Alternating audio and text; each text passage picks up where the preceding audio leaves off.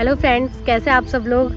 आज मैं आपसे बात करने वाली हूँ रीजनिंग का एक इम्पॉर्टेंट टॉपिक, कथन और निष्कर्ष। तो ये प्री में तो इसके क्वेश्चन नहीं आते हैं, मेंस में आते हैं। तो मैंने मेंस के जितने भी मॉक लगाए या प्रीवियस ईयर टेस्ट दिए उससे मैंने स्क्रीनशॉट ले रखे थे इस टॉपिक के, और उसके मैं अलग अलग टाइप्स आज आपके साथ शेयर करने वाली हूँ। आप ये वीडियो लास्ट तक देखिएगा, आपको ज़रूर हेल्प करेगा और कमेंट में बताइएगा कि आपको कैसा लगा। कथन, भारत में बहुत सारे बेरोजगार लोग हैं और इसका प्रभाव क्या है। देश में गरीबी। सेकंड है बजट में रोजगार योजना का प्रावधान।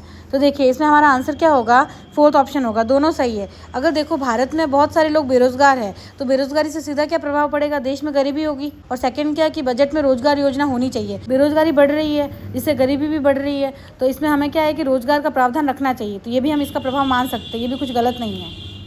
देखिए नेक्स्ट आता है हमारा कथन, परमेश्वर ने आदम को ज्ञान के वृक्ष से न खाने की चेतावनी दी और बगीचे में एक सर्प हालांकि ईव को आगे बढ़ने और खाने के लिए कहता है। अब इसका अनुमान क्या है। फर्स्ट आता है हमारा, ईव ने ज्ञान के वृक्ष से फल खाया। तो देखिए ये बात कहाँ कही गई है कि ईव ने ज्ञान के वृक्ष से फल खाया। हमें देखो सेकंड लाइन में क्या लिखा था कि बगीचे में एक सर्प हालांकि ईव को आगे बढ़ने और खाने के लिए कहता है। आगे बढ़ने और खाने के लिए कहता है, लेकिन ये चीज़ कहाँ लिखी है कि उसने खाया ही खाया। तो ये हमारा अनुमान गलत होगा। और सेकंड क्या आता है, आदम ने परमेश्वर के निर्देशों की अवहेलना की। तो देखिए हमें फर्स्ट लाइन में क्या कहा था कि परमेश्वर ने आदम को ज्ञान के वृक्ष से न खाने की चेतावनी दी। उसने चेतावनी दी लेकिन आदम ने वृक्ष से फल खाया नहीं खाया, इसके बारे में तो हमें कुछ बता ही नहीं रखा। तो हम कैसे कह सकते हैं कि उसने अवहेलना की। तो ये भी हमारा रॉन्ग होगा। तो हमारा राइट आंसर क्या होगा, फोर्थ ऑप्शन, कोई भी अनुमान अनुसरण नहीं करता। नेक्स्ट आता है हमारा कथन है, हाउसिंग सोसाइटी के अधिकतर निवासियों ने एक निवासी द्वारा दिए गए रात्रि भोज में भाग लिया। और सेकंड है, हाउसिंग सोसाइटी में रहने वाले अधिकांश लोग अपने घर के समारोह के लिए अन्य सदस्यों को आमंत्रित करते हैं। अब देखिए हमारा आंसर क्या होगा, कथन 2 कारण है और 1 इसका प्रभाव है। क्योंकि देखिए कथन 2 में क्या लिखा है कि हाउसिंग सोसाइटी के अधिकांश लोग अपने घर में जब कोई फंक्शन होता है तो दूसरे लोगों को इनवाइट करते हैं। और फिर फर्स्ट ऑप्शन क्या कह रहा है हमारा कि हाउसिंग सोसाइटी के अधिकतर निवासियों ने एक निवासी द्वारा दिए गए रात्रि भोज में भाग लिया। मतलब पहले इन्विटेशन देंगे तभी तो भाग लेंगे, इसलिए सेकंड ऑप्शन हमारा कारण होगा और फर्स्ट ऑप्शन हमारा प्रभाव होगा। नेक्स्ट आता है कथन, एक नए शोध से पता चलता है कि खाली समय में पैसे को प्राथमिकता देना वास्तव में हमारी खुशी को कम कर देता है। और इसका अनुमान क्या है। फर्स्ट आता है, लोगों को खुश होने के लिए अपने खाली समय का आनंद लेना चाहिए। और सेकंड है, पैसे का सृजन खुशी की गारंटी नहीं देता। तो हमारा आंसर क्या होगा, थर्ड ऑप्शन, दोनों अनुमान अनुसरण करते हैं। ये ऐसा क्यों हुआ, देखो हमें क्या बोला है, फर्स्ट में क्या बोल रहा है कि खुश होने के लिए खाली समय का आनंद लेना चाहिए। तो सीधी सी बात है, हमारा सेंटेंस भी यही कह रहा है कि जब आपका खाली समय हो तब आप पैसे को प्राथमिकता ना दो बल्कि आप आनंद लो। आप आनंद लोगे तभी आपको खुशी महसूस होगी। और सेकंड ऑप्शन क्या बोल रहा है कि पैसे का सृजन खुशी की गारंटी नहीं देता। क्योंकि अगर पैसा खुशी की गारंटी दे रहा होता तो जब हम खाली समय में पैसे को प्राथमिकता दे रहे होते तो हमें खुशी मिलनी चाहिए थी। जबकि हमारा सेंटेंस क्या बोल रहा है कि खाली समय में जब आप पैसे को प्राथमिकता दोगे तो हमें वो हमारी खुशी कम कर देगा। तो इसलिए हमारे दोनों ऑप्शन राइट है। नेक्स्ट आता है हमारा कथन है, वसा मुक्त खाद्य वस्तुओं की बिक्री में काफ़ी वृद्धि हुई है। और सेकंड आता है, अब लोग अपने स्वास्थ्य की स्थिति और खान पान की आदतों के बारे में अधिक जागरूक हो गए हैं। तो हमारा आंसर क्या होगा, सेकंड ऑप्शन, कथन 2 कारण है और 1 प्रभाव है। ये ऐसा क्यों हुआ, क्योंकि देखिए कथन 2 क्या कह रहा है कि लोग अपने स्वास्थ्य के प्रति ज़्यादा जागरूक हो गए। वो जागरूक हुए तभी तो उन्होंने वसा मुक्त वस्तुओं का ज़्यादा यूज़ करना शुरू किया है। इसलिए हमारा सेकंड ऑप्शन होगा कारण और फिर फर्स्ट ऑप्शन होगा इसका प्रभाव। और फर्स्ट क्या कह रहा है, वसा मुक्त खाद्य वस्तुओं की बिक्री में वृद्धि हुई है। इनकी वृद्धि क्यों हुई है, क्योंकि लोग जागरूक हो गए। तो जागरूकता ही कारण है, उसका प्रभाव है कि इन वस्तुओं की में बिक्री हुई है। और हमारा थर्ड ऑप्शन क्या कह रहा है, कथन 1 और 2 स्वतंत्र कारण है। देखिए कभी भी किसी भी क्वेश्चन का आंसर ये होगा ही नहीं, कभी भी 2 कथन स्वतंत्र कारण नहीं हो सकते हैं।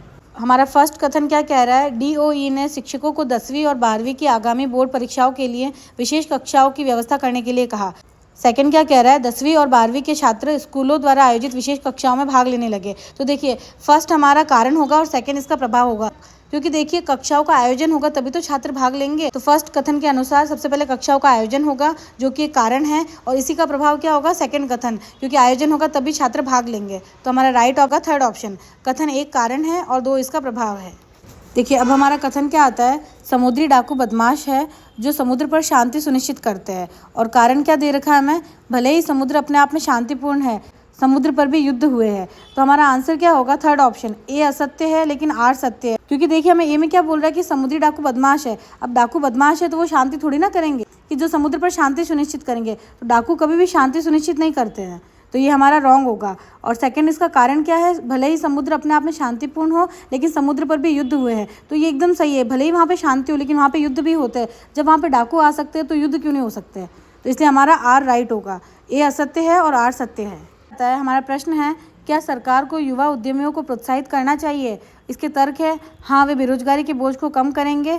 सेकंड है हाँ, वे देश के विकास में योगदान देंगे। तो हाँ, दोनों ऑप्शन बिल्कुल सही है। अगर सरकार युवा उद्यमियों को प्रोत्साहित करेगी तो वो बेरोजगार नहीं रहेंगे, पहली बात तो, और बेरोजगार नहीं रहेंगे तो वैसे ही देश हमारा प्रोग्रेस करेगा। और सेकंड क्या है, देश के विकास में योगदान देंगे। तो जब वो रोजगार करेंगे तो देश का विकास भी होगा उससे। तो दोनों ही ऑप्शन राइट है हमारे। नेक्स्ट हमारा कथन है, भारत के गौरवशाली अतीत का सबसे अच्छा प्रमाण पश्चिम में आयुर्वेदिक दवाइयों की बढ़ती लोकप्रियता है। और इसका निष्कर्ष क्या दे रखा है हमें, भारत में आयुर्वेदिक दवाएं लोकप्रिय नहीं है। और सेकंड है, एलोपैथिक दवाएं भारत में अधिक लोकप्रिय है। ऑप्शन क्या बोल रहा है कि आयुर्वेदिक दवाइयाँ लोकप्रिय नहीं है, तो ये तो सीधा सीधा गलत हो गया, क्योंकि हमें कथन में तो लोकप्रियता की बात कही है और ये तो बोल रहा है कि लोकप्रिय नहीं है। और सेकंड क्या बोल रहा है कि एलोपैथिक दवाएं भारत में अधिक लोकप्रिय है। देखिए, हमारे कथन में आयुर्वेदिक दवाइयों की बात हुई है और उसकी लोकप्रियता की बात हुई है, ना कि एलोपैथिक दवाई। एलोपैथिक दवाई का हमें कुछ नहीं पता कि वो लोकप्रिय है या नहीं है। तो जिस चीज़ के बारे में हमें कथन में नहीं दे रखा हो उसके बारे में हम कुछ नहीं कह सकते। तो हमारे दोनों ही ऑप्शन रॉन्ग होंगे। तो हमारा आंसर क्या होगा, न तो एक और न ही दो अनुसरण करता है। हमारी घटना फर्स्ट क्या है, सौर पैनल की मांग कई गुना बढ़ गई है। और घटना सेकंड क्या है, सरकार ने व्यापक रूप से सौर ऊर्जा के लाभों का प्रचार किया है। सरकार ने सौर ऊर्जा के लाभों का प्रचार प्रसार किया, ये एक रीजन हुआ, यही एक कारण हुआ, इसकी वजह से लोगों में सौर पैनल की मांग बढ़ी। इसका क्या हो गया, प्रभाव हो गया। तो हमारा सेकंड जो है वो होगा इसका कारण और फर्स्ट होगा इसका प्रभाव। तो हमारा राइट आंसर क्या होगा, फर्स्ट ऑप्शन। एक प्रभाव है और दो इसका तात्कालिक और प्रमुख कारण है। अधिकांश छात्र अंग्रेजी भाषा जानते हैं और इसका निष्कर्ष क्या है, फर्स्ट है कुछ छात्र अंग्रेजी भाषा जानते हैं और सेकंड है कुछ छात्र अंग्रेजी भाषा नहीं जानते। तो देखिए, हमें क्वेश्चन में क्या बोल रखा था कि अधिकांश छात्र अंग्रेजी भाषा जानते हैं। अधिकांश मतलब कुछ ऐसे हैं जो जानते हैं और कुछ ऐसे हैं जो नहीं जानते हैं। तो दोनों ही ऑप्शन राइट होंगे हमारे। तो हमारा राइट आंसर क्या होगा, फोर्थ ऑप्शन।